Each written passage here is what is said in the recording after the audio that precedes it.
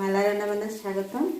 এই যে তখন ফুলকপি ভাজা করেছি খুব সুন্দর করে। আজকে সকালে ওরা মামার বাড়ি চলে যাবে, তাই বেশি রান্না নেই, ফুলকপিটা নষ্ট হয়ে যাবে, তাই ভাজা করে নিয়েছি। পাখের পাবদা মাছ ছিল, পাবদা মাছ দিয়ে একটা তরকারি রান্না করেছি।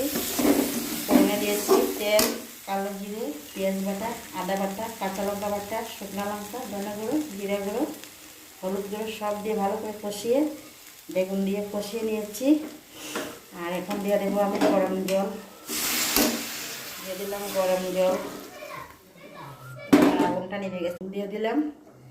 দেখো বেশি ঝোল লাগবে না, ওরা এক বেলা খাবে আর বাকি বেলাটা আমার আর লাগবে না। আমি যাব না আজকে, অন্য কোনো দিন যাবো। চতুর্থ মঙ্গলে বিয়েতে যাবে ওরা। এই জল দিয়ে দিলাম, কি সুন্দর হয়েছে আমার ঝোলটা বেগুন দিয়ে। সর্ষের ছাড়া কম তেল মশলা তরকারি যারা খেতে চান পাতলা পাতলা করে রান্না করে নিলাম।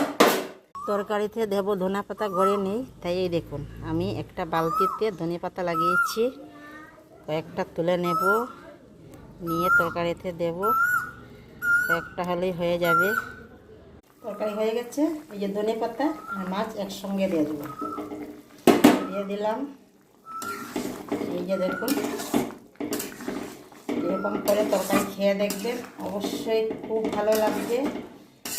অনেকে খালি খালি পছন্দ করে, কিন্তু খালি খালি থেকে এরকম করলেও খেতে পারা যায়। কেন যারা কম তেল কম মশলা খেতে চায়, এরকম রান্না করলে পাবদা মাছ খুবই ভালো লাগে। ধনে পাতা দিয়ে পাতলা পাতলা ঝোল খুব ভালো লাগে।